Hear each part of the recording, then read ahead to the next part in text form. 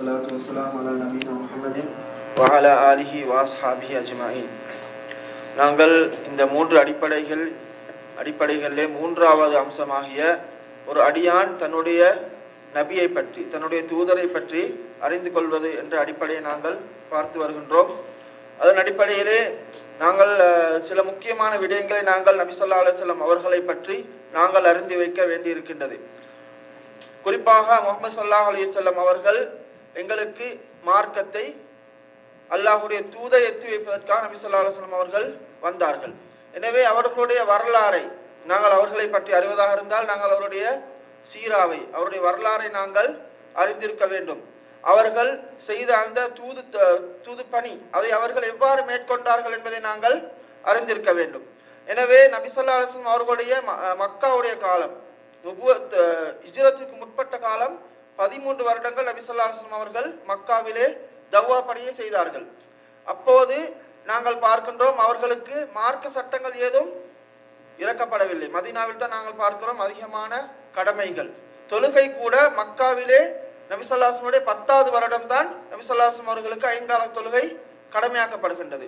எனவே நபி ஸல்லல்லாஹு அலைஹி வஸல்லம் அவர்கள் இந்த 10 வருடங்கள் அவர்கள் முக்கியமாக செய்த பணி என்ன? 10 வருஷம் நபி ஸல்லல்லாஹு அலைஹி வஸல்லம் அவர்கள் என்ன முக்கியமாக அவர்கள் எதை போதித்தார்கள் மக்களுக்கு? தௌஹீத், ஷிர்க்க தவிர்த்து கொள்ள வேண்டும், அல்லாஹ்வை ஒருமைப்படுத்த வேண்டும். இதைத்தான் நபி ஸல்லல்லாஹு அலைஹி வஸல்லம் அவர்கள் போதித்தார்கள். எனவே இந்த தௌஹீத், அல்லாஹ்வை மாத்திரம் நாங்கள் இறைவனாக ஏற்க வேண்டும், ஷிர்க்கை நாங்கள் தவிர்க்க வேண்டும் என்ற கடமையை நபி ஸல்லல்லாஹு அலைஹி வஸல்லம் அவர்கள் 10 வருடம் தனியாக அதைத்தான் செய்தார்கள். சஹாபாக்களுக்கு வேறொரு விடவும் கிடையாது. தொழுகை இருந்தது, ஆனாலும் 5 கால தொழுகை என்று கடமையாக இருக்கவில்லை. தொழுகை இருந்தது, சஹாபாக்கள் குர்ஆன் ஓதினார்கள், மார்க்கத்தை அவர்கள் படித்தார்கள், ஆனால் மார்க்க சட்ட திட்டங்கள் என்றென்றும் இருக்கவில்லை. எனவே அவர்களிடத்திலே அந்த ஏகத்துவ கொள்கையை அவருடைய உள்ளத்திலே பதிப்பதைத்தான் நபி ஸல்லல்லாஹு அலைஹி வஸல்லம் அவர்கள் அந்த 10 வருடங்களும் மேற்கொண்டார்கள். ஷிர்க்கை தவிர்க்க வேண்டும் என்ற விடயத்தை தான் நபி ஸல்லல்லாஹு அலைஹி வஸல்லம் அவர்கள் போதித்தார்கள் என்பதை நபி ஸல்லல்லாஹு அலைஹி வஸல்லம் அவருடைய வரலாறு மூலமாக எங்களுக்கு அறிய முடியுமா இருக்கின்றது. எனவே நபி ஸல்லல்லாஹு அலைஹி வஸல்லம் அவர்கள் இந்த தௌஹீதை அவர்கள் 23 வருடங்களும் அவர்கள் மேற்கொண்டார்கள். அவர்கள் மதீனாவிலும் அதை போதித்தார்கள். அது நபி ஸல்லல்லாஹு அலைஹி வஸல்லம் அவருடைய காலத்தில் அவருடைய தஅவாவிலே முக்கியமான ஒரு விடயமாக இருந்தது என்பதை நாங்கள் விளங்கிக் கொள்ள வேண்டும். எனவே இன்று தௌஹீதை, அகீதாவை படிப்பதற்கு முக்கியத்துவம் கொடுக்காமல் இருப்பது என்பது ஒரு அநியாயமாக இருக்கின்றது. அகீதா தேவையில்லை என்று கூறுவது ஒரு முட்டாள்தனமாக இருக்கின்றது என்பதை நாங்கள் விளங்கிக் கொள்ள வேண்டும். அடுத்ததாக நாங்கள் நபி ஸல்லல்லாஹு அலைஹி வஸல்லம் அவருடைய வரலாற்றிலே நாங்கள் பார்த்த முக்கியமான ஒரு அம்சம்தான் ஹிஜ்ரத்தாக இருக்கின்றது.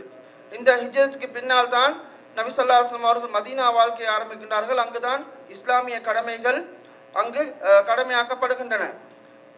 எனவே அடுத்ததாக நபி ஸல்லல்லாஹு அலைஹி வஸல்லம் அவர்கள் அந்த போதித்த இந்த கொள்கை, இந்த தீன், இதை பற்றி நாங்கள் சுருக்கமாக நாங்கள் விளங்கி வைக்க வேண்டும்.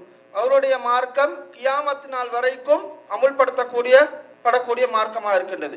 இதற்கு முன்னால் வந்த நபிமார்கள் அவர்களுடைய சமூகத்துக்கு மாத்திரம்தான் நபியாக அனுப்பப்பட்டார்கள், அல்லது அவர்களுடைய காலம் இன்னும் ஒரு நபி வரைக்கும் அவருடைய அந்த மார்க்கம் அது அமுல்ல இருந்து அதற்கு பின்னால் எந்த நபி வருகின்றாரோ, எந்த தூதர் வருகின்றாரோ, அவர் சொல்லுகின்ற விடயத்தை தான் நாங்கள் அந்த மக்கள் செயற்படுத்த வேண்டும். எனவே நபி ஸல்லல்லாஹு அலைஹி வஸல்லம் அவர்கள் முழு மனித சமூகத்திற்கும் நபியாக அனுப்பப்பட்டார்கள். முழு மனித சமூகத்துக்கும் கியாமத் நாள் வரைக்கும் நபி ஸல்லல்லாஹு அலைஹி வஸல்லம் அவர்கள் அவருடைய மார்க்கத்தை தான் பின்பற்ற வேண்டும். அதே போன்று மனிதர்கள், ஜின்கள் 2 வர்க்கத்தினரும் நபி ஸல்லல்லாஹு அலைஹி வஸல்லம் அவர்களை நபியாக ஏற்று அவருடைய போதனையை பின்பற்ற வேண்டும். குல் யா அய்யுஹன்னாஸு இன்னி ரசூலுல்லாஹி இலைக்கும் ஜமீஆ, நீங்கள் உங்கள் அனைவருக்கும் நான் தூதராக இருக்கின்றேன் என்பதை கூறுங்கள் என்பதாக அல்லாஹ் தஆலா கூறுகின்றான். அதே போன்று நபி ஸல்லல்லாஹு அலைஹி வஸல்லம் அவர்களுக்கு அல்லாஹ் தஆலா மார்க்கத்தை பூர்த்தியாக்கி கொடுத்து விட்டான். அல்யௌம அக்மல்து லக்கும் தீனக்கும் வ அத்மம்து அலைக்கும் நிஅமதி, நாங்கள் இன்றைய தினம் உங்களுடைய மார்க்கத்தை பூர்ணமாக்கி விட்டேன் என்பதாக அல்லாஹ் தஆலா கூறுகின்றான்.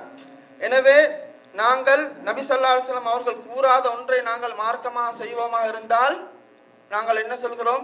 நபி ஸல்லல்லாஹு அலைஹி வஸல்லம் அவர்கள் மார்க்கத்தை பூர்த்தியாக்கவில்லை, நாங்கள் தான் செய்கின்றோம். அல்லது நபி ஸல்லல்லாஹு அலைஹி வஸல்லம் அவர்கள் அல்லாஹ் தஆலா அவர்களை எதற்கு அமானிதமாக அனுப்பினார்களோ அந்த அமானிதத்திலே நாங்கள் நபி ஸல்லல்லாஹு அலைஹி வஸல்லம் அவர்கள் மோசடி செய்து விட்டார்கள் என்று கூறுவது போன்று இருக்கின்றது.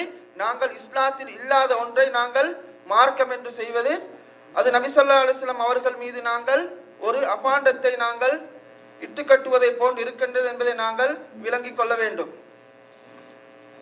அடுத்ததாக நாங்கள் முக்கியமாக விளங்கி வைக்க வேண்டிய விடயம், நபி ஸல்லல்லாஹு அலைஹி வஸல்லம் அவர்கள் போதித்த மிக முக்கியமான அம்சங்களை இன்று இந்த இறுதியாக இங்கே இந்த நூலிலே கூறப்படுகின்றது. அதில் முக்கியமாக நபி ஸல்லல்லாஹு அலைஹி வஸல்லம் அவர்கள் மரணித்து விட்டார்கள். நபி ஸல்லல்லாஹு அலைஹி வஸல்லம் அவர்களுடைய மரணம் என்பது அது உண்மையானது. நபி அவர்கள் மரணித்த போது சஹாபாக்கள் அதிலே சந்தேகித்தார்கள். உமர் ரலியல்லாஹு அன்ஹு அவர் கூறுகின்றார்கள், யார் நபி அவர்கள் மரணித்தல் கூறுகின்றாரோ அவரை நான் வாளினால் வெட்டி விடுவேன் என்பது. அப்போதுதான் அபூபக்கர் ரலியல்லாஹு அன்ஹு அவர்கள் மனிதர்களை நிதானப்படுத்தி இன்னக மையித்துன் வ இன்னஹும் மையித்தூன் என்று இந்த குர்ஆன் வசனத்தை, நீங்களும் மரணிப்பீர்கள் அவர்களும் மரணிப்பார்கள் என்ற அந்த இறை வசனத்தை அவர்கள் ஓதுகின்றார்கள். அதே போன்று மனிதர்கள் மரணித்து விட்டால் அவர்கள் எழுப்பப்படுவார்கள். அது ஈமானுடைய ஒரு அம்சம். நாங்கள் மரணிச்சா என்ன செய்வோம்? கபரிலிருந்து எழுப்பாட்டப்படுவோம். மின்ஹா ஹலக்னாக்கும் வ ஃபீஹா நுஈதுக்கும் வ மின்ஹா நுக்ரிஜுக்கும் தாரத்தன் உக்ரா. அல்லாஹ் தஆலா என்ன சொல்றான்? அந்த மண்ணிலிருந்து தான் நாங்களை படைத்தோம், அந்த மண்ணுக்கு தான் நாங்கள் திருப்பி உங்களை மீள செய்வோம், அந்த மண்ணிலிருந்து தான் திருப்பி உங்களை எழுப்பாட்டுவோம் என்பதாக அல்லாஹ் தஆலா அந்த குர்ஆன் வசனத்திலே கூறுகின்றான். வல்லாஹு அன்பதக்கும் மினல் அர்தி நபாத்தா. அல்லாஹ் தஆலா உங்களை பூமியிலே இருந்து ஒரு பயிர் போன்று அல்லாஹ் தஆலா உங்களை அல்லாஹ் தஆலா உங்களை முளைக்க செய்தான். அப்படி என்றால் நாங்கெல்லாம் மண்ணிலிருந்து படைக்கப்பட்டோம் என்பதை அல்லாஹ் தஆலா குர்ஆன் வசனம் சும்மா யுஈதுக்கும் ஃபீஹா வ யுக்ரிஜுக்கும் இக்ராஜா. பின்பு அந்த மண்ணுக்கே உங்களை அல்லாஹ் தஆலா மீள செய்துவிட்டு பின்பு அதிலிருந்தே எழுப்பாட்டுவான் என்பதாக அல்லாஹ் தஆலா கூறுகின்றான். அதே போன்று நாங்கள் எழுப்பாட்டப்பட்டதன் பின்னால் எங்களுக்கு என்ன இருக்கின்றது? நாங்கள் கேள்வி கணக்கு கேட்கப்படுவோம். அந்த கேள்வி கணக்குக்கு உரிய கூலிகள் எங்களுக்கு வழங்கப்படும் என்பதை நாங்கள் நாங்கள் அறிந்து வைத்திருக்க வேண்டிய வலில்லாஹி மா ஃபிஸ் ஸமாவாதி வ மா ஃபில் அர்த் லியஜ்ஸியல்லதீன அஸாஉ பிமா அமிலு வ யஜ்ஸியல்லதீன அஹ்ஸனு அல் ஹுஸ்னா. யார்கள் நல்ல அமல்களை செய்தார்களோ அவர்களுக்கு நல்ல கூலி இருக்கின்றது, யார் தீயதை செய்கின்றார்களோ அவர்களுக்கு தீய கூலி இருக்கின்றது.